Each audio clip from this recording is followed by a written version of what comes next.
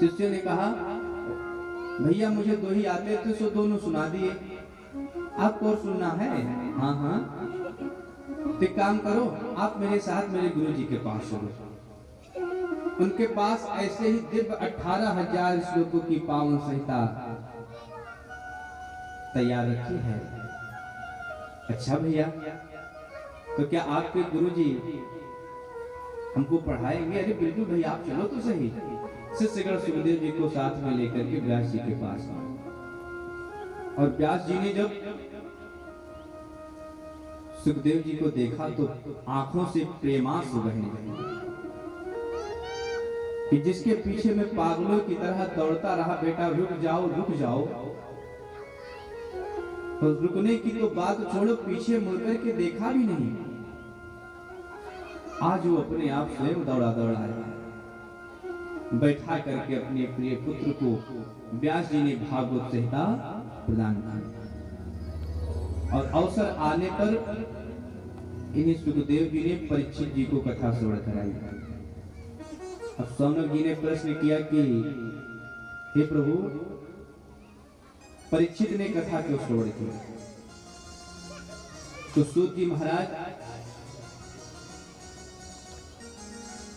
परीक्षित का चरित्र प्रारंभ करते हैं। कहते हैं, ऋषियों, यदा मृदे कौरव सिंजयाना वीरे स्वथो वीर गतिं गतेषु ब्रकोदरा वेद गदा भीमर्ष भगनोरुदंडे धृतराष्ट्रपुत्रे। सूत जी कहते हैं, ऋषियों, उस समय की बात है जब महाभारत के युद्ध में सभी कौरव मारे गए। अंतिम युद्ध में विशाल भीमसेन की गदा ने दुर्योधन का जंघा तोड़ दिया, और मूर्छावस्था में दुर्योधन को छोड़ करके पांडव अपने शिविर में आए। उस समय दुर्योधन के पास उसका मित्र अश्वत्थामा आया, और दुर्योधन की जब ये स्थिति देखी तो आंखों से अश्रुपात होने लगा। कहा, मित्र, आपकी हालत किसने बनाई है? आप मुझे बताओ, मैं आपके लिए क्या कर सकता हूं? मित्र, मैंने आपका नमक खाया है, आप बताओ ना, मैं आपके लिए क्या करूं? दुर्योधन ने कहा, मित्र, मेरे 99 भाई मारे गए, मुझे इस बात का तनिक भी कष्ट नहीं है। मैं भी अपनी अंतिम सांसें गिन रहा, मुझे इस बात का भी तनिक कष्ट नहीं है। तो कष्ट इस बात का है कि मेरे शत्रु 5 भाई थे, 5 में से एक भी नहीं मरे। मित्र, यदि इन 5 में से एक भी समाप्त हो जाए तो मेरी आत्मा को बड़ी शांति मिलेगी। अश्वत्थामा ने कहा, मित्र, यदि आपकी अंतिम इच्छा है तो मैं अवश्य से पूर्ण करूंगा। और अश्वत्थामा तलवार लेकर के चल पड़ा।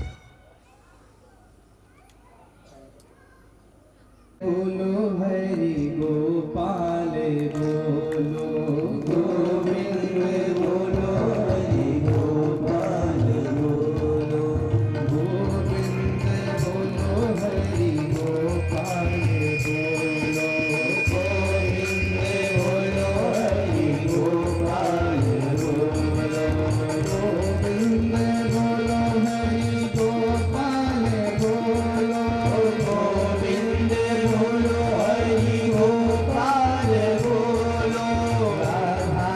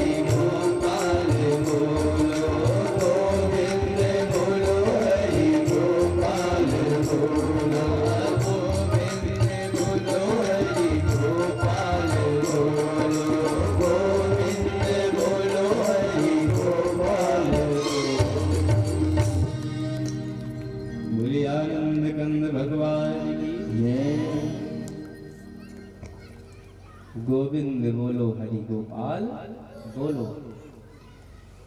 अच्छा, मैं कहाँ कथा सुना रहा था? हाँ, और कोई बताए? अच्छा, किस किस को पता है? हाथ उठाए, पूछेंगे नहीं कैसे? ये तो जाने हाँ पता है किस किस को। ठीक, बहुत अच्छे भाई, आप सब सुनता है। अश्वत्थामा तलवार लेकर के चलता है। एक वृक्ष के नीचे बैठकर विचार करने लगा कि जिन पांडवों को मिलकर इतने लोग नहीं मार पाए, मैं अकेला उनका क्या बिगाड़ सकता हूं?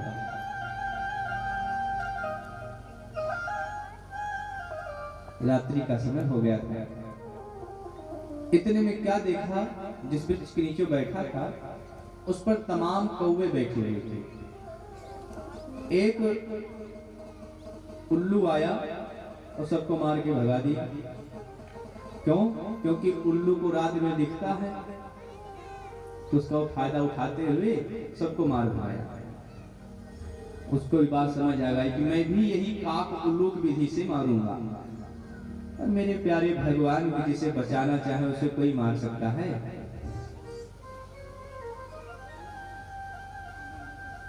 जिसके रक्षक हैं श्री राम, उसे कोई मार नहीं सकता। श्री जगन्नाथ का भगत जगत से हार नहीं सकता। भगवान ने पांडवों से कहा कि भाई आज विजय की प्रथम रात्रि है, चलो कहीं बाहर उत्सव मनाएं। भगवान पांडवों को लेकर चले गए बाहर। इधर पांडवों की सोनी सैया पर द्रौपदी के पांचों पुत्र आकर के लेट गए, जो देखने में बिल्कुल अपने पिता के जैसे लगते थे।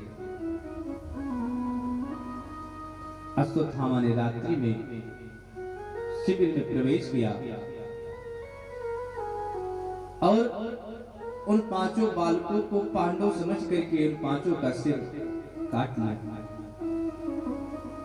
और पांचों का सिर लेकर के दौड़ा दौड़ा आया और कहा, मित्र देखो देखो, तुम एक ही बात कर रहे थे ना, मैं पांचों का सिर काट के लाया। दुर्योधन प्रसन्न हो गया, लेकिन जब और नजदीक आया, दुर्योधन ने ध्यान से देखा तो कहा, मित्र तूने तो अनर्थ कर दिया। ये पांडव नहीं है, ये तो पांडव के पुत्र है। अरे इन्होंने मेरा क्या बिगाड़ा था? इनको मार करके तूने तो मेरे कुल में पानी देने वाला भी नहीं छोड़ा। और ऐसा कहते हुए दुर्योधन का भी प्राणांत हो गया। अश्वत्थामा समझ गया कि अगर पांडव जीवित हैं तो अब मुझे नहीं छोड़ेंगे। इधर सुबह हुई और द्रौपदी को जब इस घटना के बारे में पता चला तो द्रौपदी छाती पीट पीट कर विलाप करने लगी। माता शिशूनां निधनं सुतानां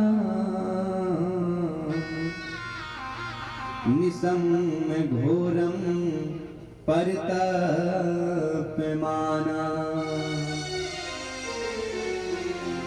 तदा रुदध्वास्तु कलाकुलाक्षी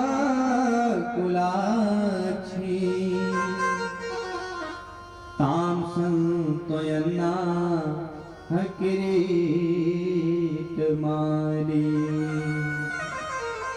द्रौपदी छाती पीट पीट करके विलाप करने लगी। द्रौपदी की इस व्यथा को देख करके अर्जुन ने गांडी उठा लिया और प्रतिज्ञा करी कि द्रौपदी तुम चिंता मत करो, जिसने भी ऐसा एक घिनौना कार्य किया है उसको मैं तुम्हारे सामने ला करके मृत्युदंड दूंगा। और इतना कह करके भगवान के द्वारा संचालित रथ में बैठ करके अर्जुन ने अश्वत्थामा का पीछा किया। अश्वत्थामा वाला, और उसको जब ये लगा कि मैं बचूंगा नहीं तो उसने ब्रह्मास्त्र चला दिया। अर्जुन घबरा गए, भगवान को पुकारने लगे, कृष्ण कृष्ण महाबाहो भक्तानाम भयंकर, त्वमेको दह्ये मानाना मपवर्गो से संसिते। अर्जुन कृष्ण को पुकारने लगे, हे कृष्ण मेरी रक्षा करो। भगवान बोले घबराओ नहीं, तुम भी तो ब्रह्मास्त्र चलाना जानते हो, तुम भी चलो। अर्जुन ने भी ब्रह्मास्त्र चलाया और दोनों को वापस लड़ दिया और दौड़ करके अश्वत्थामा को पकड़कर रस्सी में जकड़कर रथ के पीछे डाल दिया और ला करके द्रौपदी के सन्मुख खड़ा किया। कहा, देवी ये है तुम्हारे 5 पुत्रों का हत्यारा। और जैसे ही द्रौपदी ने अश्वत्थामा को रस्सी में बंधा हुआ देखा सो दौड़ करके आई और अश्वत्थामा की रस्सी खोलने लगी। मुच्यताम मुच्यतामे से ब्राह्मणो नितराम गुरु, ब्राह्मणो नितराम गुरु। अरे महाराज आप ये क्या कर रहे हो? ये ब्राह्मण देवता हैं, आप इनको इस तरह बांधे हुए हो। ये ब्राह्मण देवता ही नहीं अभी तो आपके गुरुदेव के पुत्र हैं। और महाराज गुरु पुत्र तो गुरु के समान ही पूजनीय होता है, इनको छोड़ दो। अर्जुन ने कहा, देवी क्या तुम भूल गए कि इसने तुम्हारे 5 पुत्रों को समाप्त कर दिया है? द्रौपदी ने कहा, स्वामी मुझे भी पता है, पर क्या इसे मारने से मेरे 5 पुत्र वापिस आ जाएंगे? वो तो मारने वाले नहीं हैं, उसको छोड़ दो। भीम जी से नहीं रहा गया, कहा अर्जुन तुम इसे भले छोड़ दो पर मैं नहीं छोड़ने वाला। द्रौपदी ने कहा, नहीं स्वामी इसको छोड़ दो, मेरे बेटे नहीं है तो मैं अपने पति के सहारे जी लूंगी, पर आपके गुरुजी तो पहले ही शरीर त्याग चुके हैं और आपकी गुरु माँ का यही एक सहारा है। नाथ यदि आप इसे भी मार दोगे तो आपकी गुरु माँ किसके सहारे जिएगी? इसको छोड़ दो। क्या आज आप अपने गुरुदेव के सारे एहसानों को भूल गए? सब शांत हो गए। क्या करे? बगल में भगवान वो खड़े थे। अर्जुन ने कहा, प्रभु इस बाल हत्यारे का क्या करना चाहिए? भगवान ने कहा कि ब्राह्मण को कभी मारना नहीं चाहिए। ब्राह्मण कितना भी आता ताई क्यों ना हो जाए, उसे कभी मारना नहीं चाहिए। और दूसरी बात, बाल हत्यारे को कभी छोड़ना नहीं चाहिए। अर्जुन ने कहा, महाराज बात तो वही की वही रहेगी। एक तरफ कह रहे हो कि ब्राह्मण को कभी मारना नहीं चाहिए कि ब्राह्मण देवता है, और फिर कह रहे हो कि बाल हत्यारे को छोड़ना नहीं चाहिए तो बाल हत्यारा है। मुझे क्या करना चाहिए वो आप बताओ। भगवान ने कहा, देखो भाई शास्त्र में जो वर्णित है वो मैंने बता दिया, अब करना क्या हो आप जानो। अर्जुन समझ गए कि टेढ़ी टांग वाले सीधा बोलना नहीं जानता है, उनका सबका भी उल्टा है। और अर्जुन भी भगवान के पक्के चेला हैं। भगवान की एक बात याद आ गई कि भगवान कहा करते हैं कि शरीर का वध ही वध नहीं कहलाता। अरे किसी का वध कर दिया जाएगा तो केवल एक बार मृत्यु को प्राप्त होगा, लेकिन माननीय पुरुषों का अपमान ही मृत्यु है। ध्यान देना, बहुत बहुमूल्य बात है। माननीय पुरुषों का अपमान ही मृत्यु है, और जितनी बार उस अपमान को याद करेगा उतनी बार मृत्यु को प्राप्त होगा। समझ रहे हो? अर्जुन को बात समझ आ गई। तुरंत अश्वत्थामा के मस्तक से चमकती हुई मणि को निकाल लिया और धक्का मार करके अश्वत्थामा को शिविर से बाहर भगा दिया। अपमान की ज्वाला में जलता हुआ अश्वत्थामा, उसने विचार किया कि मेरा भी नाम अश्वत्थामा नहीं, तुम्हारे कुल में पानी देने वाला नहीं छोड़ूंगा। इतना कहकर वो चला गया। इधर भगवान ने पांडव से कहा कि भाई, आपके बीच में रहते रहते बहुत समय हो गया, अब मेरे द्वारिका वासी मेरी राह देख रहे होंगे, अब मैं द्वारिका जाऊंगा। सुन करके पांडवों की आंखों में आंसू आ गए, नेत्र सजल हो गए। आपस में कहा कि भैया, आज नहीं तो कल भगवान को विदा करना ही पड़ेगा, तो क्यों ना अपना स्वार्थ त्याग करके हम लोग प्रभु को विदा करें। तो भगवान के जाने के लिए एक दिव्य रथ तैयार होकर के आ गया। भगवान जैसे ही उस रथ में चढ़ने के लिए उद्यत हुए, मतलब चढ़ ही रहे थे, एक पैर उस रथ की सीढ़ी पर रखे थे और एक पैर जमीन पे था, एक हाथ से रथ को पकड़े हुए। इतने में एक अबला नारी चीखती चिल्लाती हुई आई और भगवान के चरणों में लिपट कर पुकारने लगी, पाहि पाहि महायोगिन देव देव जगतपते, नान्यं तद भयं पश्ये यत्र मृत्युः परस्परम्। हे प्रभु, मेरी रक्षा करो, प्रभु मेरी रक्षा करो। भगवान ने जब ध्यान से देखा, कहा अरे ये तो पांडवों की कुलवधू अभिमन्यु की पत्नी उत्तरा है। भगवान ने कहा देवी क्या बात है? उत्तरा हाथ जोड़कर गिड़गिड़ाती हुई बोली कि प्रभु, आप देख रहे हैं ये तेज पुंज मेरी ओर बढ़ता हुआ चला आ रहा है। अश्वत्थामा ने ब्रह्मास्त्र चला दिया था। तो ये उत्तरा कह रही है कि प्रभु ये तेज पुंज मेरी ओर बढ़ता हुआ चला आ रहा है, ये मुझे अवश्य जला करके भस्म कर देगा। हे नाथ, मुझे अपने प्राणों का तनिक भी मोह नहीं है, पर डर एक बात का है कि कहीं गर्भ में पल रहे मेरे शिशु पर कोई आंच ना आ जाए। नाथ, मुझे उसका भी कोई मोह नहीं है, पर यदि आज वो बालक भी समाप्त हो जाएगा तो गर्भ में शिशु पल रहा है, यदि समाप्त हो जाएगा तो प्रभु आपके द्वारा रक्षित ये संपूर्ण कुरुवंश ही समाप्त हो जाएगा। और लोग भी यही कहेंगे कि जिसके रक्षक स्वयं भगवान थे उसके कुल में कोई नहीं बचा। प्रभु ये कलंक आपको लग जाएगा, मैं नहीं चाहती हूँ कि आपको कोई कलंक लगे। भगवान ने कहा देवी आप चिंता मत करो। भगवान तुरंत अंगूठे के समान नन्हा सा रूप बना करके देवी उत्तरा के गर्भ में प्रवेश कर गए और ब्रह्मास्त्र से उस बालक की रक्षा किए। पुनः भगवान प्रकट हुए और बोले देवी और कोई कष्ट तो नहीं है। देवी उत्तरा बार बार हाथ जोड़ करके भगवान के चरणों में प्रणाम किया। भगवान पुनः रथ पर चढ़ने के लिए उद्यत हुए तो कुंती मैया से ले रहा गया। कुंती मैया दौड़ी दौड़ी आई और भगवान के चरणों से लिपट गई।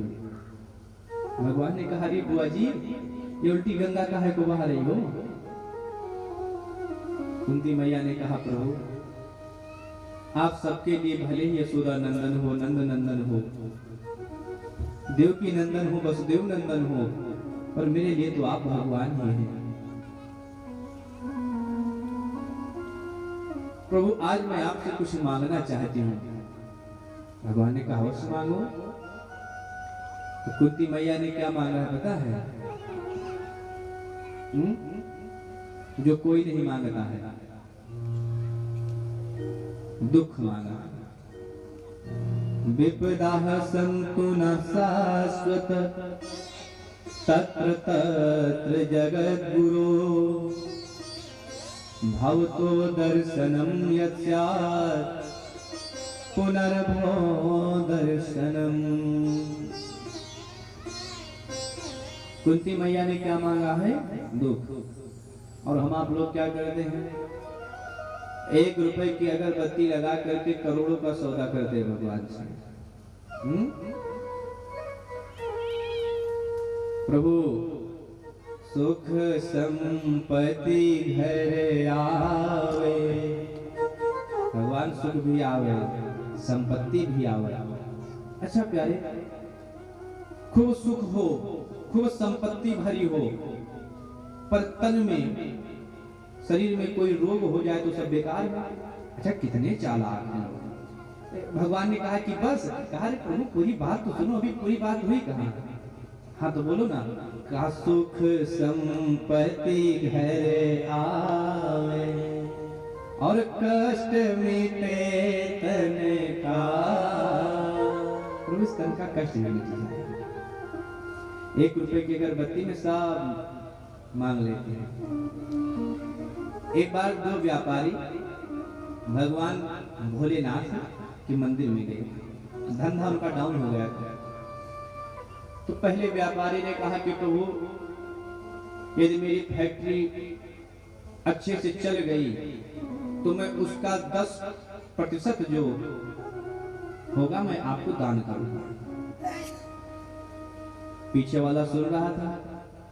उसने कहा कि प्रभु यदि मेरी फैक्ट्री बढ़िया चल गई तो मैं जितना धन आएगा उसका 20% आपको दान करूंगा। ध्यान से सुनो मेरे प्यारे, भोलेनाथ की कृपा हुई, वो तो औढ़र दानी है ना।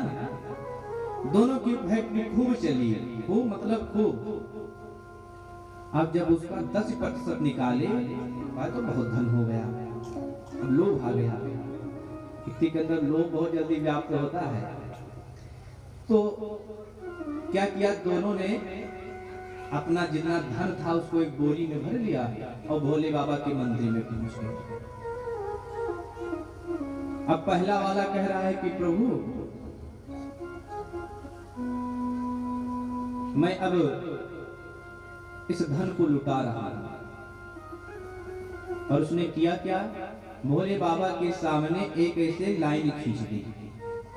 कहा प्रभु इस लाइन के उस तरफ जो चला जाए वो आपका और इस तरफ जो रह जाए वो हमारा।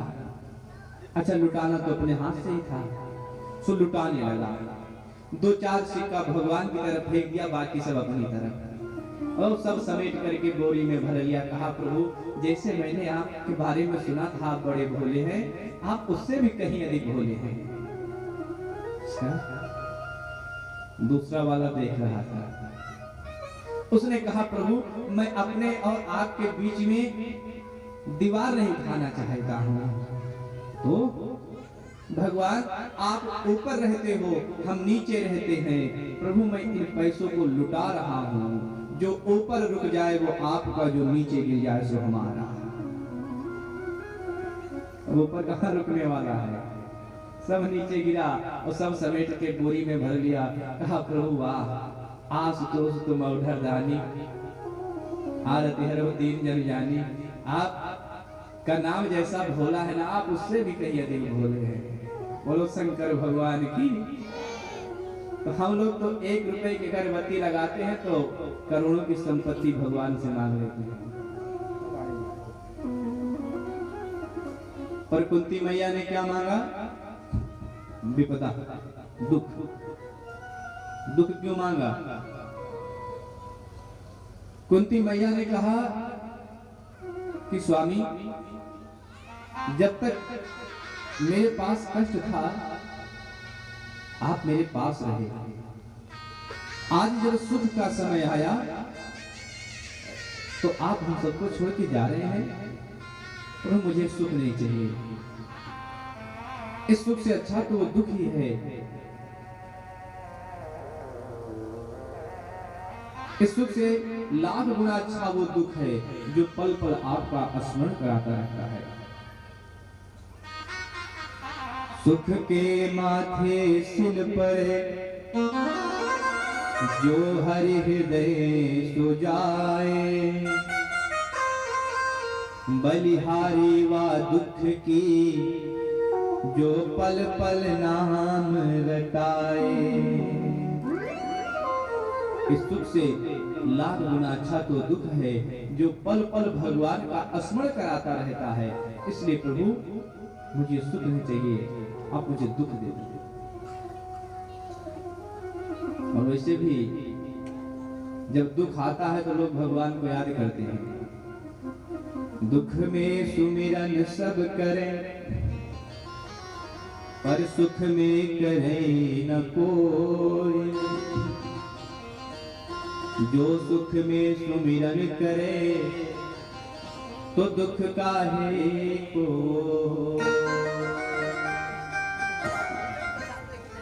कुंती मैया ने जब ये दिव्य भावना प्रकट की तो भगवान प्रसन्न होकर के बोले, बुआ